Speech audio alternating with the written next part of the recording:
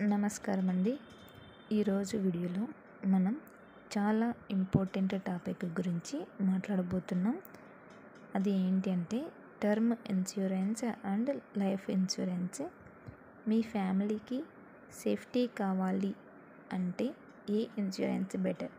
ఈ వీడియోలో సింపుల్గా ఈజీగా అర్థమయ్యేలా చెప్తాను. ఎండ్ వరకు చూడండి, మీకు ఒక క్లారిటీ అనేది వస్తుందన్నమాట. ఫస్ట్ టర్మ్ ఇన్సూరెన్స్ అంటే ఏంటో తెలుసుకుందాం. టర్మ్ ఇన్సూరెన్స్ అంటే ఇది ఒక రకమైన లైఫ్ ఇన్సూరెన్స్, కానీ ఇది లిమిటెడ్ టైంకి మాత్రమే ఉంటుందన్నమాట. బాగా గుర్తుపెట్టుకోండి, ఇది లిమిటెడ్ టైంకి మాత్రమే ఉంటుంది. ఎగ్జాంపుల్ ఏంటంటే 20 years ఆర్ 30 years లాంటి పీరియడ్ అనమాట. ఈ టైంలో మనం చనిపోతే లేదా చనిపోతే ఫ్యామిలీకి ఒక బిగ్ అమౌంట్ అనేది ఇస్తారనమాట. కానీ మనం ఈ టైంలో సేఫ్గా ఉన్నాము అంటే ఇన్సూరెన్స్ కంపెనీ ఎటువంటి అమౌంట్ మనకి ఇవ్వదు. సో ఇలా డైరెక్ట్గా చెప్తున్నానని తప్పుగా అనుకోవద్దండి. సో ఇలా చెప్తేనే ఎడ్యుకేటెడ్ పీపుల్స్కి అన్ఎడ్యుకేటెడ్ పీపుల్స్కి చాలా ఈజీగా అర్థమవుతుందన్న ఒక ఉద్దేశంతో మాత్రమే ఇలా చెప్తున్నాను, తప్పుగా అనుకోవద్దు. ఇక్కడ ఏంటి అంటే మీకు బిగ్ అమౌంట్ వస్తుందన్నాను కదా, అది మీరు బేస్డ్ ఆన్ మీరు తీసుకున్నటువంటి ప్రీమియంని బట్టి. మీరు ఒకవేళ మంత్కి 500 కట్టగలము అంటే మీకు 50 lakhs వచ్చే వరకు ఛాన్సెస్ ఉన్నాయన్నమాట. అలా కాదు, మేము 300 కట్టగలం, 350 కట్టగలం, అలా మీరు చూస్ చేసుకున్నటువంటి ప్రీమియంని బట్టి ఎండ్లో మీకు అమౌంట్ అనేటువంటిది వస్తుందన్నమాట. ఇది ఒక ప్యూర్ ప్రొటెక్షన్ ప్లాన్. సో కాబట్టి మనకి ఇది మనం సేఫ్గా ఉన్నాము అంటే మన ఫ్యామిలీకి ఎటువంటి అమౌంట్ రాదు. మనకు ఒకవేళ అన్యాక్సిడెంటల్గా ఏదైనా జరిగింది అంటే మాత్రమే మన ఫ్యామిలీకి అమౌంట్ అనేది అయితే వస్తుంది.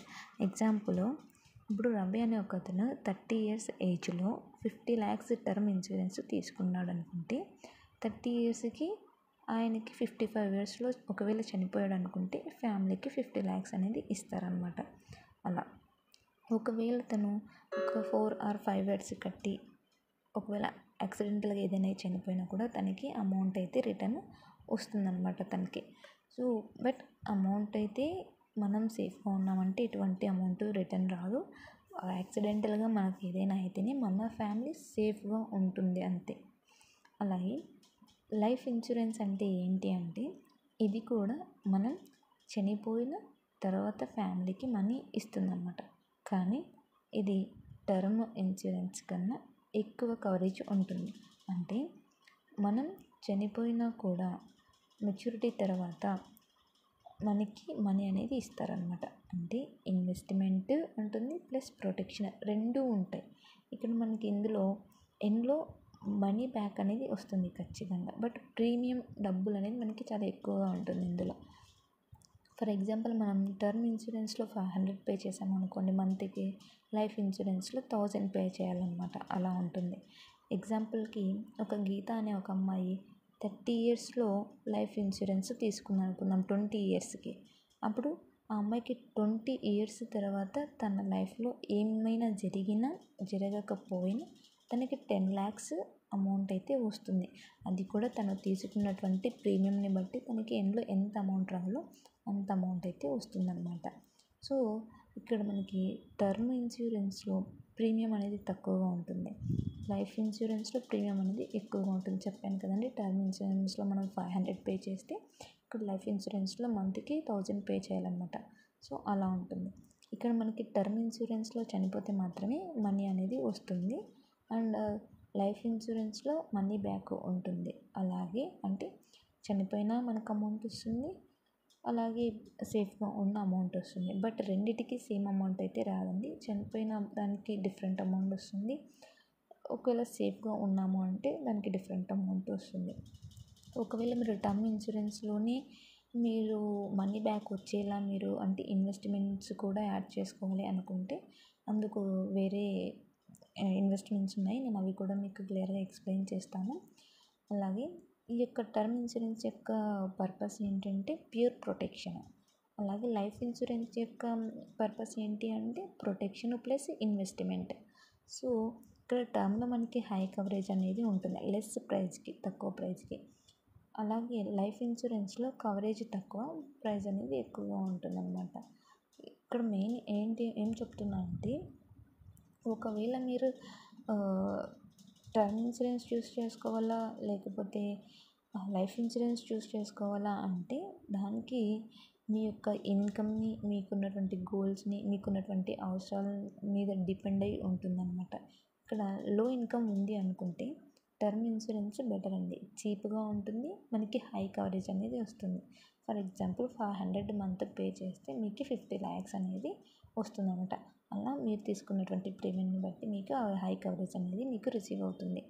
అది కూడా అన్ఫార్చునేట్గా మనకి ఏదైనా యాక్సిడెంటల్గా జరిగినప్పుడు. ఒకవేళ మనీ సేవ్ చేయాలి అని అనుకుంటే లైఫ్ ఇన్సూరెన్స్ కూడా మనకి బెస్ట్ ఆప్షన్. నా పర్సనల్ సజెషన్ ఏంటి అంటే ఫస్ట్ టర్మ్ ఇన్సూరెన్స్తో ఫ్యామిలీని సేవ్ చేయండి. తర్వాత ఇన్వెస్ట్మెంట్ కోసం mutual funds, FD, RD use చేయండి. ఈ టర్మ్ ఇన్సూరెన్స్ చేసుకుంటే మన ఫ్యామిలీ సేఫ్గా ఉంటుంది విత్ హై కవరేజ్. ఎక్కువ కవరేజ్తో మన ఫ్యామిలీ సేఫ్గా ఉంటుంది, మనకు ధైర్యం ఉంటుంది. అలాగే ఇందులో మనకి ఒకవేళ మనం సేఫ్గా ఉన్నాము, మనకేమీ కాలేదు, బట్ మనం అంత అమౌంట్ కట్టాము అదంతా వేస్ట్ అయిపోతుంది కదా, అలాంటి ఒపీనియన్స్ ఏమైనా ఉంటే ఇందులో మీరు ఇన్వెస్ట్మెంట్ చేసుకోవచ్చు అనమాట. సో ఆ ఇన్వెస్ట్మెంట్స్ ఏంటి అంటే ఎఫ్డి, ఆర్డి అని ఇలా కొన్ని ఇన్వెస్ట్మెంట్స్ ఉన్నాయి. సో వాటి గురించి మీకు తెలుసుకోవాలి అనుకుంటే మీరు కమెంట్ చేయండి. ఎఫ్డి, ఆర్డి ఆర్ ఇన్వెస్ట్మెంట్స్ అని కమెంట్ చేయండి. నేను వాటి గురించి మీకు ఒక కంప్లీట్గా వీడియో చేసి క్లియర్గా ఎక్స్ప్లెయిన్ చేసి మీకు అప్లోడ్ చేస్తాను. బట్ లైఫ్ ఇన్సూరెన్స్లో అనేది మనకి తక్కువ కవరేజ్ ఉంటుంది కాబట్టి నేను ఈ యొక్క టర్మ్ ఇన్సూరెన్స్ని సజెస్ట్ చేస్తాను. హై కవరేజ్ ఉంటుంది. మనం ప్లస్గా ఇన్వెస్ట్మెంట్ యాడ్ చేసుకుంటే మనం సేవ్గా ఉన్నప్పటికీ మనకి అది యూజ్ అవుతుంది. ఒకవేళ మనకి ఏదైనా యాక్సిడెంటల్గా అయినా మన ఫ్యామిలీకి కంపల్సరీగా యూజ్ అవుతుంది విత్ హై కవరేజ్. సో ఇదే అండి, ఇప్పుడు మీకు క్లారిటీ వచ్చిందని నమ్ముతున్నాను. ఫ్యామిలీకి సేఫ్టీ కావాలి అంటే term insurance best option. Investment కూడా కావాలి అంటే సపరేట్గా చేయండి. ఈ వీడియో నచ్చితే లైక్ చేయండి, షేర్ చేయండి. ఇలాంటి సింపుల్ అండ్ యూజ్ఫుల్ వీడియోస్ కోసం సబ్స్క్రైబ్ చేయండి.